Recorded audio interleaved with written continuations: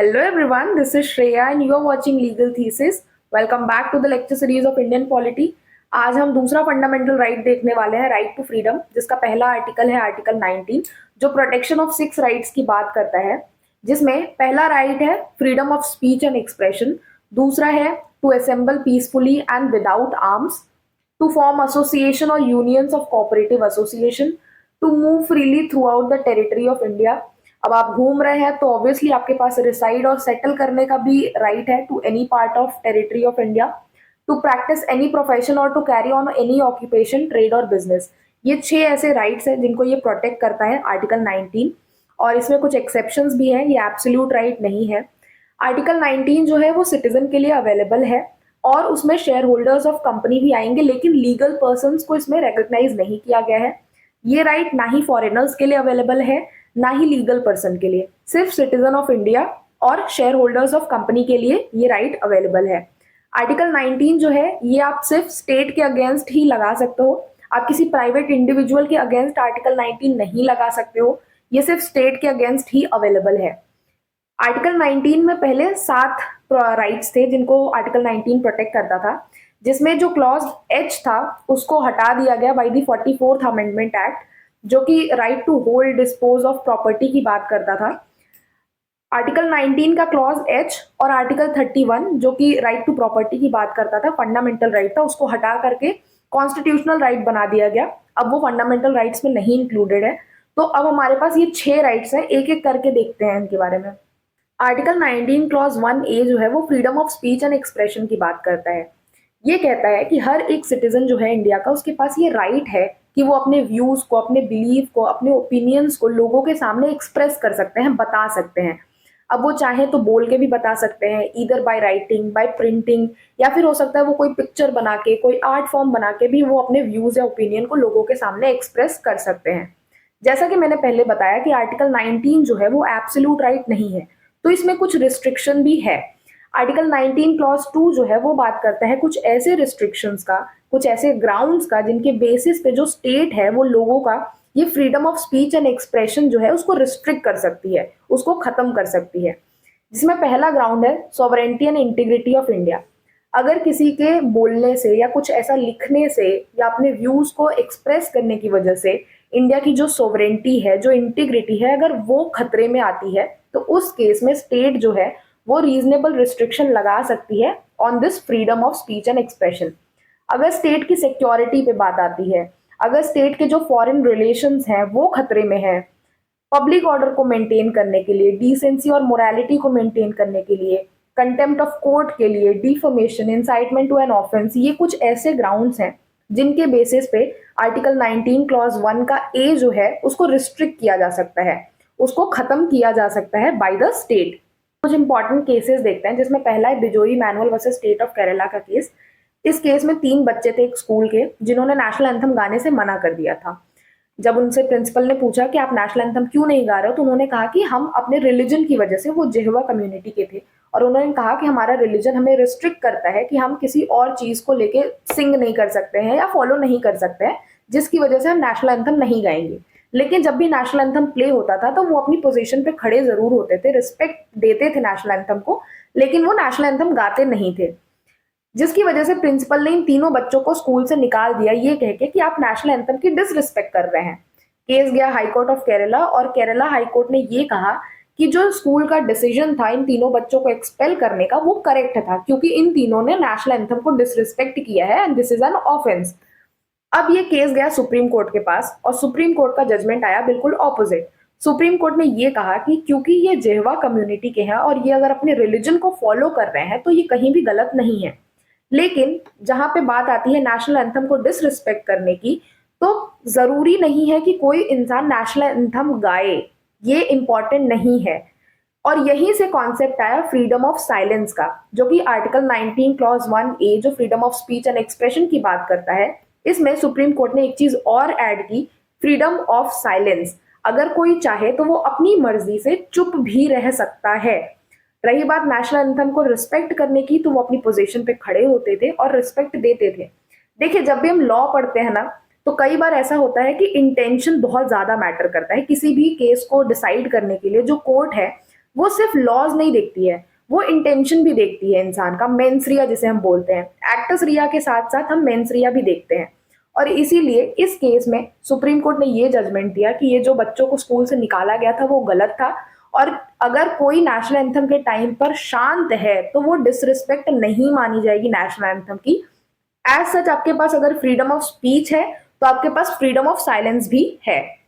इसमें दूसरा केस है शकल papers limited versus union of India का। इस केस में गवर्नमेंट ऑफ इंडिया एक एक्ट लेके आती है जिसमें वो ये मेंशन करती है कि जो न्यूज़पेपर्स कंपनी है वो न्यूज़पेपर में कितने पेजेस लगाएंगी, और पेजेस के अकॉर्डिंग उनको प्राइस चार्ज करना पड़ेगा। अगर वो पेजेस के नंबर बढ़ा रहे हैं तो प्राइस इंक्रीज होगा, और पेजेस को उन्होंने लिमिट भी कर दिया। फर्दर उन्होंने उस एक्ट में ये भी मेंशन किया कि कहाँ पे आप एडवर्टीजमेंट दे सकते हो, कहाँ पे नहीं दे सकते हो। इन सारी चीज़ों को लेके वो एक्ट था। अब न्यूज़पेपर कंपनीज जो थी उनका आर्ग्यूमेंट ये था कि जो उनकी मेन अर्निंग होती है वो दो चीज़ों से होती है, पहला एडवर्टीजमेंट और दूसरा लोगों के खरीदने से। अब क्योंकि अगर प्राइस वो न्यूज़पेपर का बढ़ाते हैं तो लोग खरीदना बंद कर देंगे, जिसकी वजह से उनकी अर्निंग अफेक्ट होगी। और दूसरा, अगर वो एडवर्टीजमेंट जो है पेजेस अगर लिमिटेड हो जाते हैं तो वो एडवर्टीजमेंट ज़्यादा दे नहीं पाएंगे, जिसकी वजह से उनकी अर्निंग कम हो जाएगी। तो उन्होंने कहा कि ये जो एक्ट गवर्नमेंट ऑफ इंडिया लेके आई है, ये एक्ट जो है उनके राइट्स को वॉयलेट कर रहा है। तो इस केस में सुप्रीम कोर्ट ने ये कहा कि ये जो एक्ट है ये वॉइड है, ये वैलिड नहीं है, क्योंकि ये राइट ऑफ प्रेस को हैम्पर कर रहा है, उसको अफेक्ट कर रहा है। फर्दर सुप्रीम कोर्ट ने ये भी बोला कि ये जो एक्ट है ये right to freedom of speech and expression को भी वॉयलेट कर रहा है, क्योंकि न्यूज़पेपर जो है ये मीन्स ऑफ इंफॉर्मेशन है, जिसके थ्रू आप अपने ओपिनियंस, अपने व्यूज, अपने आइडियाज को दूसरों तक पहुंचा रहे हो। लोग उसको रीड कर रहे हैं, उसको समझ रहे हैं, उसको पढ़ रहे हैं। तो वो कहीं ना कहीं right of freedom of speech and expression का भी वॉयलेशन है। तीसरा केस है के Abbas versus union of India का। इस केस में जो मूवीज की प्री सेंसरशिप होती है ना, जिसमें उसको यू सर्टिफिकेशन या ए सर्टिफिकेशन दिया जाता है, उसको चैलेंज किया जाता है। यू सर्टिफिकेशन तब मूवी को मिलती है जो मूवी आप कभी भी प्ले कर सकते हो, कोई एज बैरियर नहीं होता है। ए सर्टिफिकेशन जो होता है वो ए ग्रेड मूवीज होती है, जो कि 18+ एडल्ट्स के लिए ही वैलिड होती है। तो इस केस में पिटिशनर ने ये चैलेंज किया कि मूवी का जो प्री सेंसरशिप है ये freedom of speech and expression का वॉयलेशन है। तो सुप्रीम कोर्ट ने ये कहा क्योंकि ये प्री सेंसरशिप जो है ये इसलिए की जाती है ताकि मूवी आप एक्चुअल में पता कर सको कि वो बच्चों के लिए है या नहीं, एडल्ट्स के लिए है या किसके लिए है, ताकि डिसेंसी और मोरालिटी मेंटेन की जा सके सोसाइटी में। तो ये freedom of speech and expression का वॉयलेशन नहीं है, और स्टेट के पास रीजनेबल ग्राउंड्स हैं to restrict this freedom of speech and expression. तो ये तीन कुछ ऐसे इंपॉर्टेंट केसेस थे। आप और भी केसेस रेफर कर सकते हैं, आपको बहुत सारे केसेस मिल जाएंगे, बट मैंने ये तीन केस इसलिए डिस्कस किया ताकि आपको ये जो कॉन्सेप्ट है वो समझ में आ जाए। इसके बाद जो दूसरा राइट है that is freedom of assembly, जो कि आर्टिकल 19 क्लॉज 1 का बी है, दूसरा राइट है। ये कहता है कि जो सिटीजन है इंडिया के, उनके पास ये राइट है कि अगर वो चाहें तो किसी भी पीसफुल पर्पस के लिए असेंबली बना सकते हैं, जहाँ पे अगर वो चाहें तो अपनी मीटिंग्स कर सकते हैं, डिमॉन्स्ट्रेशंस कर सकते हैं, कोई भी प्रोसेस अगर चाहें तो वो टेक आउट कर सकते हैं, और इस पर्पस के लिए वो असेंबली बना सकते हैं। लेकिन जिस भी असेंबली को वो फॉर्म कर रहे हैं वो सिर्फ पब्लिक लैंड पे ही एक्सरसाइज करेगी। ये जो फ्रीडम है ये सिर्फ आप पब्लिक लैंड पे ही कर सकते हो। अगर आप ये सोचो कि आप अपने फ्लैट पे या फार्म हाउस पे आप कोई असेंबली बनाओगे, लोगों को गैदर करोगे, तो वो नहीं है इस फ्रीडम के अंदर। ये जो प्रोसेस है ये सिर्फ पब्लिक लैंड पे ही किया जा सकता है। अगर कोई पार्क है या फिर कोई ऐसी पब्लिक प्लेस है जहां पे आप ये काम कर रहे हो, देन दिस इज राइट। जो असेंबली बनेगी that must be peaceful and unarmoured. जो असेंबली होगी उसका पर्पस कैसा होना चाहिए? पीसफुल होना चाहिए। कोई वायलेंट पर्पस के लिए वो नहीं बनेगी। किसी वेपन का यूज नहीं किया जाएगा उस असेंबली में। जितने भी लोग इन्वॉल्व होंगे वो किसी वेपन का यूज नहीं करेंगे। और ये जो राइट है फ्रीडम ऑफ असेंबली का, ये किसी राइट को या फिर किसी वायलेंट असेंबली को प्रमोट नहीं करता है। This only promotes peaceful and unarmed assembly. अब ये जो राइट है does not include the right to strike. जो इंडस्ट्रियल वर्कर्स होते हैं जो स्ट्राइक कर देते हैं, क्या वो भी असेंबली के अंदर आएंगे? नहीं। तो इसमें स्पेसिफिकली मेंशन्ड है कि जो फ्रीडम ऑफ असेंबली है ये राइट टू स्ट्राइक को इन्वॉल्व नहीं करता है। अब ये जो राइट है फ्रीडम ऑफ असेंबली का, ये स्टेट अगर चाहे तो रिस्ट्रिक्ट कर सकती है, और ये जो ग्राउंड्स ऑफ रिस्ट्रिक्शन है ये दिए गए हैं आर्टिकल 19 क्लॉज 3 में, जिसमें दो ग्राउंड मेंशन्ड है। पहला है sovereignty and integrity of India. अगर आप कोई ऐसी असेंबली फॉर्म कर रहे हो जो कि इंडिया की सोवरेंटी और इंटीग्रिटी को हार्म कर रहा है, तो स्टेट उस असेंबली को रिस्ट्रिक्ट कर सकता है। और दूसरा है to maintain public order including maintenance of traffic in the area concern. अगर आप किसी ऐसे एरिया में असेंबली फॉर्म कर रहे हो जहां पे उस असेंबली की वजह से ट्रैफिक लग रहा है, जैम लग रहा है, तो वहां पे भी पब्लिक ऑर्डर को मेंटेन करने के लिए उस असेंबली को रिस्ट्रिक्ट किया जा सकता है। इसके अलावा दो और चीजें मेंशन्ड है। Under section 144 of CrPC, the magistrate can restrain assembly, meeting or procession if there is risk of obstruction, annoyance or danger to human life। अगर मजिस्ट्रेट जो होते हैं, डिस्ट्रिक्ट मजिस्ट्रेट, अगर उनको ऐसा लग रहा है कि इस असेंबली की वजह से, जो असेंबली बनी है उसकी वजह से अगर कोई डेंजर है, कोई रायट हो सकता है या फिर किसी की जान जा सकती है, तो वो उस असेंबली को रिस्ट्रिक्ट कर सकते हैं या फिर उनकी मीटिंग को रोक सकते हैं। इसके बाद सेक्शन 141 ऑफ आईपीसी जो है वो मेंशन करता है कि अगर आप कोई असेंबली फॉर्म कर रहे हो जिसमें 5 लोग से ज्यादा लोग हैं और उसका जो पर्पज है वो अनलॉफुल है, जो ऑब्जेक्ट उसका है वो अनलॉफुल है, तो वो भी रिस्ट्रिक्ट की जा सकती है। अब कौन कौन से ऐसे पर्पज है जो अनलॉफुल हो सकते हैं उसमें मेंशन्ड है, जिसमें पहला है to resist the execution of any law और लीगल प्रोसेस। अगर जो असेंबली का ऑब्जेक्ट है वो ये है कि किसी भी लॉ को या किसी लीगल प्रोसेस को रोकना है, उसका एग्जीक्यूशन नहीं होने देना है, तो वो क्या है, अनलॉफुल पर्पज है। To forcibly occupy the property of some other person, किसी और की प्रॉपर्टी आपको हड़पनी है। टू कमिट एनी मिसचीफ और क्रिमिनल ट्रेसपास, कहीं पे आपको चोरी से घुसना है किसी के घर में या फिर कोई मिसचीफ करना है। To force someone to do an illegal act, किसी और को आप प्रेशराइज कर रहे हो कि वो आपके लिए कोई इलीगल एक्ट करे। मैं आपको प्रेशराइज कर रही हूँ कि आप जाके इसको गन से मार के चले आओ, तो ये भी क्या है, ये भी मिसचीफ में आएगा और इसके लिए भी जो असेंबली है उसको रिस्ट्रिक्ट किया जाएगा। टू थ्रेटन द गवर्नमेंट और it's official on exercising their power, अगर आप गवर्नमेंट ऑफिशियल्स जो हैं या फिर जो भी उस टाइम पे वर्क कर रहे हैं, जो भी गवर्नमेंट है, अगर आप उसको थ्रेटन कर रहे हो, उसको डरा धमका रहे हो, तो उस केस में भी वो असेंबली जो है वो अनलॉफुल होगी और ये सारे पर्पस जो है अनलॉफुल होते हैं। इसके बाद तीसरा राइट है फ्रीडम ऑफ एसोसिएशन का। जो इंडिया के सिटीजन है उनके पास ये राइट है कि वो कोई भी यूनियन फॉर्म कर सकते हैं, कोई एसोसिएशन फॉर्म कर सकते हैं, किसी भी यूनियन को ज्वाइन कर सकते हैं और उनके पास ये राइट है। लेकिन इसमें दो रिस्ट्रिक्शन है जो कि आर्टिकल 19 क्लॉज 4 में दिए हैं। पहला ये कि sovereignty and integrity of India जो है वो हार्म नहीं होनी चाहिए, इंडिया की सॉवरेंटी और इंटीग्रिटी पे बात नहीं आनी चाहिए बिकॉज ऑफ दैट एसोसिएशन और यूनियन। और दूसरा है पब्लिक ऑर्डर एंड मोरालिटी, जो एसोसिएशन आप फॉर्म करोगे उसका ये काम होगा, उसकी ये ड्यूटी होगी कि वो पब्लिक ऑर्डर और मोरालिटी को मेंटेन करे। लेकिन अगर पब्लिक ऑर्डर या मोरालिटी हार्म होती है कहीं पे भी, तो उस केस में ये राइट जो है उसको रिस्ट्रिक्ट किया जा सकता है by the state. Subject to these restrictions, the citizen have complete liberty to form association or union for pursuing lawful object and purpose. However, the right to obtain recognition of the association is not a fundamental right. देखो आपके पास ये right तो है कि आप association बना सकते हो, आप यूनियन का मेंबर बन सकते हो, कोई यूनियन फॉर्म कर सकते हो, लीड कर सकते हो, लेकिन फंडामेंटल राइट आपको ये नहीं बोलता है कि जो आपका यूनियन है आप उसको रिकग्निशन दिलाओगे। स्टेट की ये ड्यूटी नहीं है कि वो आपकी यूनियन को लीगल रिकग्निशन भी देगी। ये राइट टू ऑब्टेन रिकग्निशन जो है ये फंडामेंटल राइट में इंक्लूडेड नहीं है। फर्दर सुप्रीम कोर्ट ने ये बोला कि जो भी ट्रेड यूनियंस है या फिर जो भी वर्कर्स यूनियन है उनके पास ये राइट टू इफेक्टिव बार्गेनिंग नहीं है या फिर राइट टू स्ट्राइक या राइट टू डिक्लेयर लॉकआउट, ये सारे राइट्स ये फंडामेंटल राइट गारंटी नहीं करता है। फ्रीडम ऑफ एसोसिएशन सिर्फ ये बोलता है कि आप एसोसिएशन के मेंबर बन सकते हो, आप एसोसिएशन फॉर्म कर सकते हो, लेकिन वो एसोसिएशन कैसे काम करेगा, राइट टू स्ट्राइक और राइट टू लॉकआउट जो है ये वर्कर्स एक्चुअल में एक्सरसाइज करते हैं अगेंस्ट देयर एम्प्लॉयर। जब उनको काम में अगर पैसे कम मिल रहे हैं या उनको किसी के अगेंस्ट जाना होता है तो वो स्ट्राइक कर देते हैं, वो काम धंधा बंद कर देते हैं। तो ये जो फंडामेंटल राइट है फ्रीडम ऑफ एसोसिएशन, ये वर्कर्स के राइट टू स्ट्राइक को नहीं जस्टिफाई करता है, ये सिर्फ आपको एसोसिएशन का पार्ट बनने का ही मौका दे रहा है बस, और कुछ नहीं बोलता है ये। इसके बाद फोर्थ राइट है फ्रीडम ऑफ मूवमेंट का। सिटीजन ऑफ इंडिया के पास ये राइट है कि वो इंडिया की जितनी टेरिटरी है उसके अंदर वो जहां चाहे वहां वो फ्रीली आ जा सकता है। अगर आज मैं छत्तीसगढ़ में हूँ, कल मुझे अगर यूपी जाना है तो मैं फ्रीली ट्रेन पकड़ूंगी और मैं यूपी चले जाऊंगी, मुझे उसके लिए कोई लीगल फॉर्मेलिटीज की जरूरत नहीं है, मुझे किसी को इन्फॉर्म करने की जरूरत नहीं है। मेरे पास ये राइट है कि मैं पूरी इंडिया में कहीं पे भी अपनी मर्जी से कभी भी घूम सकती हूँ। इसमें दो रिस्ट्रिक्शन है जो कि आर्टिकल 19 क्लॉज 5 में मेंशन्ड है। पहला the interest of general public और दूसरा the protection of interest of any scheduled tribe.